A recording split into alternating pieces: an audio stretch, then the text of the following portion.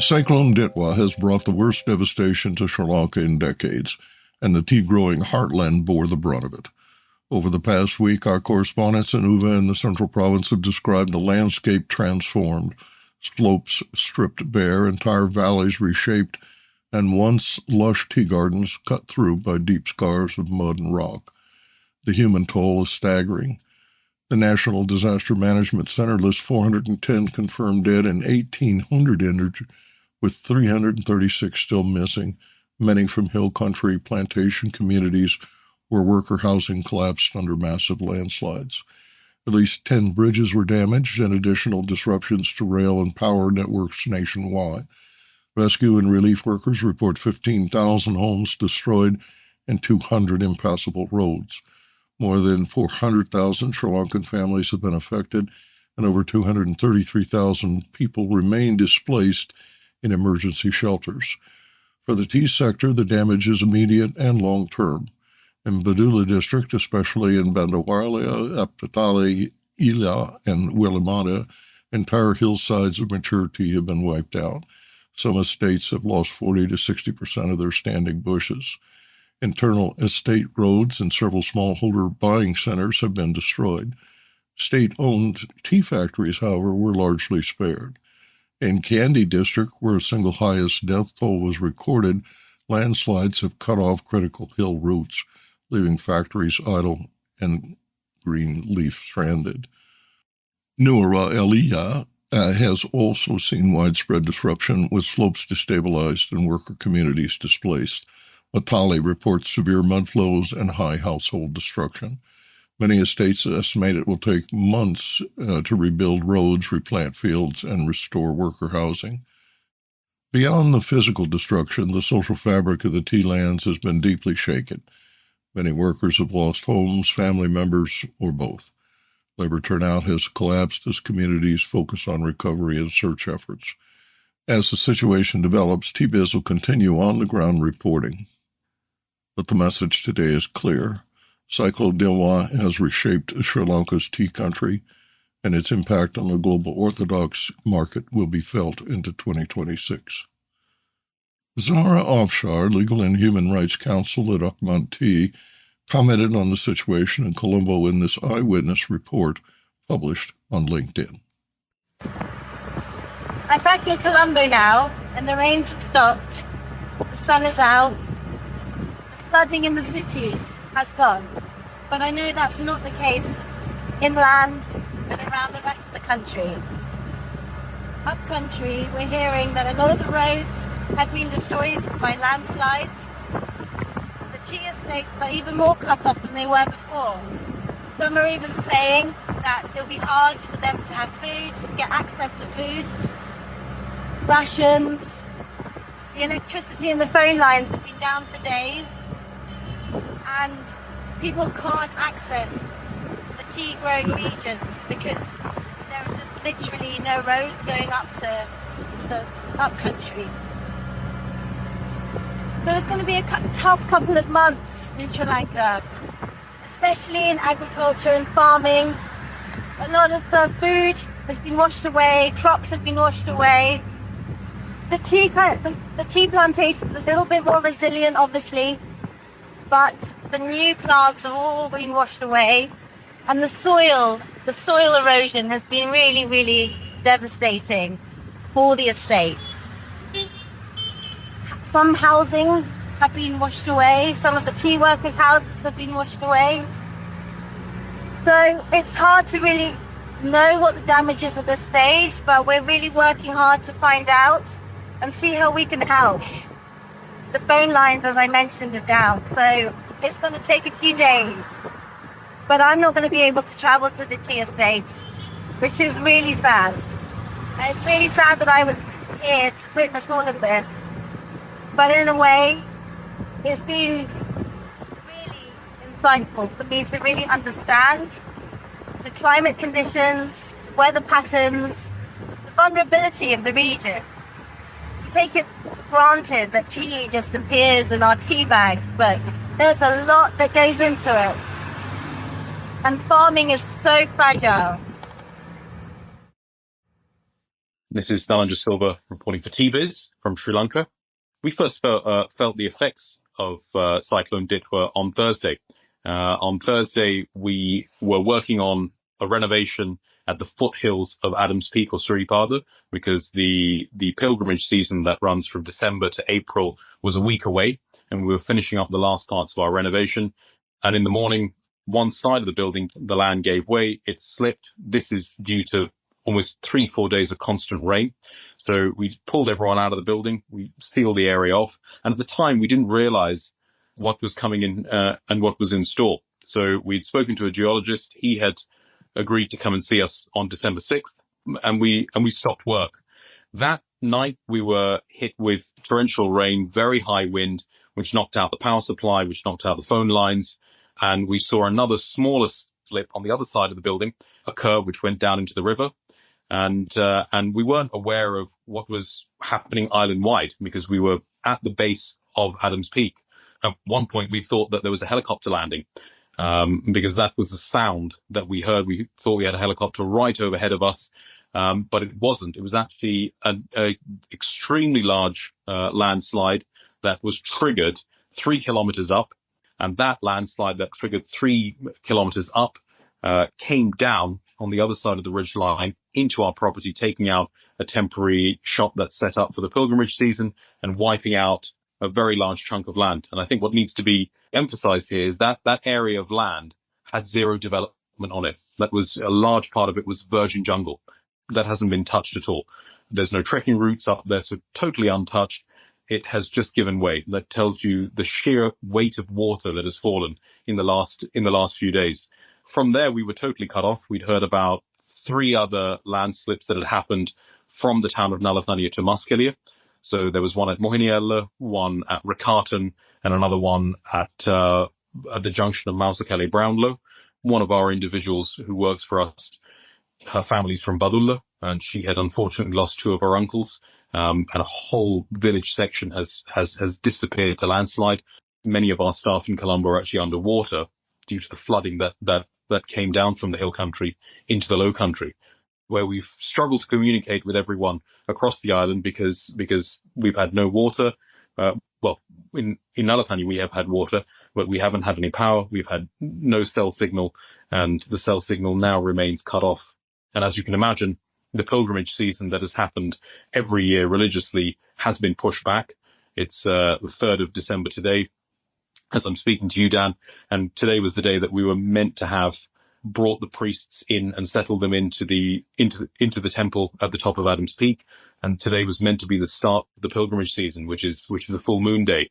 That will not happen, and it's most likely that the season will be delayed for at least a month, 2 months, if not longer. TBiz Assam-based correspondent Rupak Goswami filed this report on a new national program that champions quantum secure traceability, specialty handling, and heritage-driven market growth. Dateline, Guwahati. Assam, which produces more than half of India's tea, is positioning itself at the forefront of the global tea industry's next transformation. The government of Assam's Department of Innovation, Incubation, and Startups convened a landmark leadership forum titled Innovation in Assam Tea, Traceability, Heritage, and Global Market Access on November 19th and 20th, signaling a national-level push to modernize India's most storied beverage sector. The event aimed to introduce innovation-led approaches to strengthen Assam's tea global competitiveness. Describing the gathering as a watershed event, Dr. Kavi Kota, Chief Secretary, Government of Assam, said the state must confront climate vulnerabilities, branding gaps, and tightening compliance norms while leveraging emerging free trade agreements, particularly with the UK, to expand premium market share. He stressed the need for unified action across policymakers, research bodies, and industry. Dr. Jivan Vasamvarish, Secretary of DISS, opened the event by calling for the adoption of technology across the value chain and announced collaboration intentions with the Tea Board of India, CDAC, TRA Toklai, Assam Tourism Development Corporation, and Guwahati Tea Auction Center. Senior central officials presented a unified case for innovation-led sectoral renewal. S. Krishnan, Secretary of the Ministry of Electronics and Information Technology, highlighted quantum-safe digital trust systems under DPIIT Digital India. Rajesh Agarwal, Commerce Secretary, called for GI-based brand narratives to strengthen global perception. Amardeep Singh Bhatia, Secretary of the Department of Promotion of Industry and Internal Trade, assured Startup India and support to tea innovators. And C. Murugan, Deputy Chairman of the Tea Board of India, outlined youth-focused export promotion strategies. The tea industry voices, including Sunil Singh Sikand, Vice Chairman of the Indian Tea Association, emphasized the need for sharper repositioning in international markets. Quantum technology and digital traceability were shown through live demonstrations.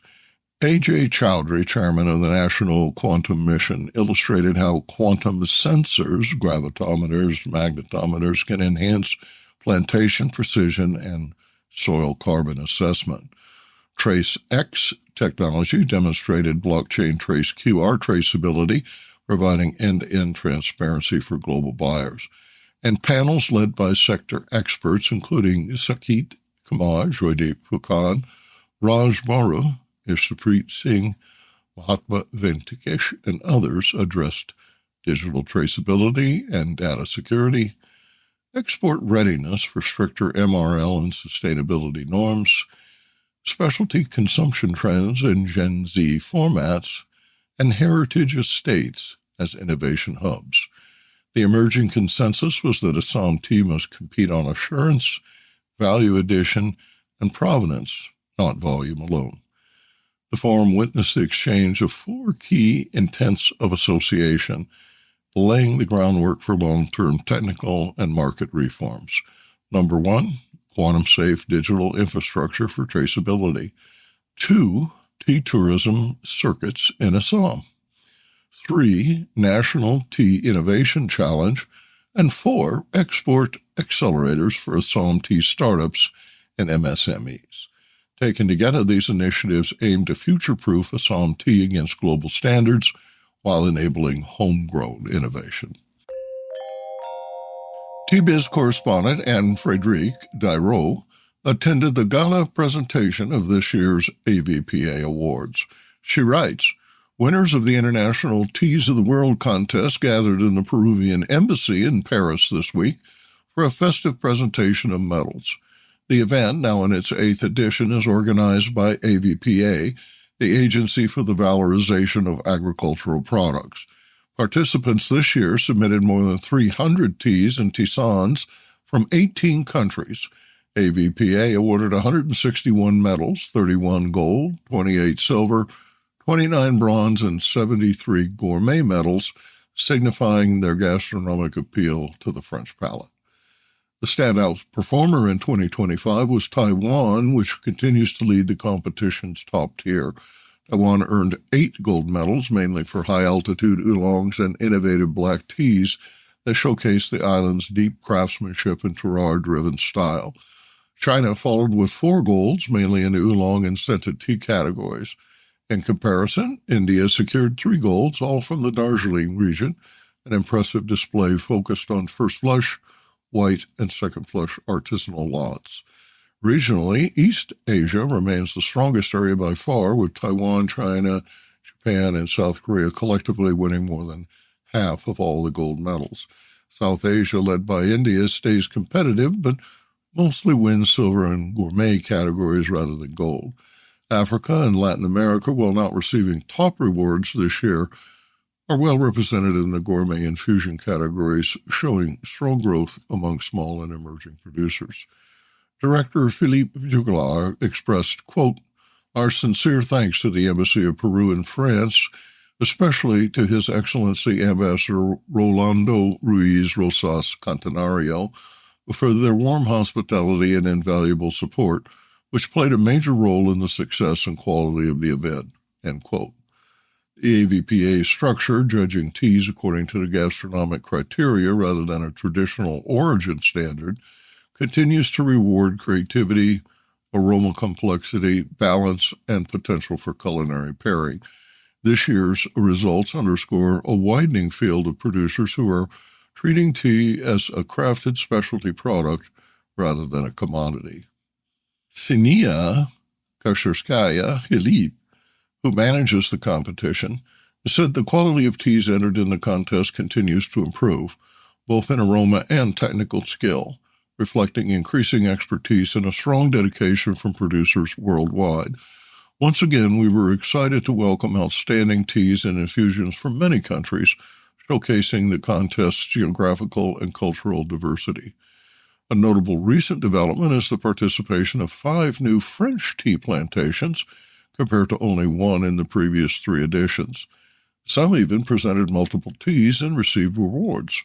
The black tea from Maison du Breton plantation was even honored with technical jury member Karush Baruska's coup de coeur, indicating the judge's heartfelt favorite. These very small producers are now competing in the big league.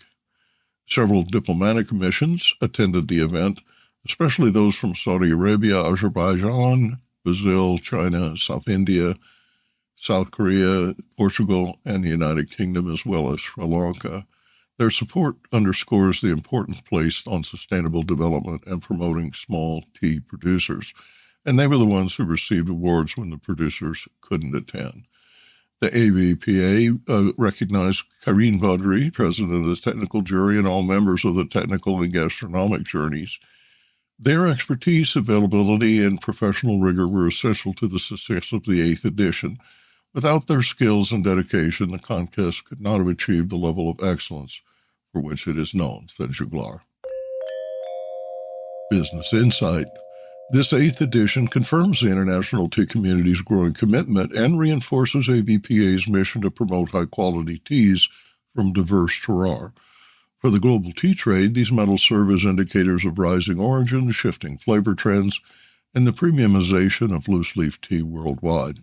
And by the way, congratulations, Anne, whose Sanskriti collection teas were awarded 3 gourmet medals. Produced by Adavita Studios. Connect your voice to the world.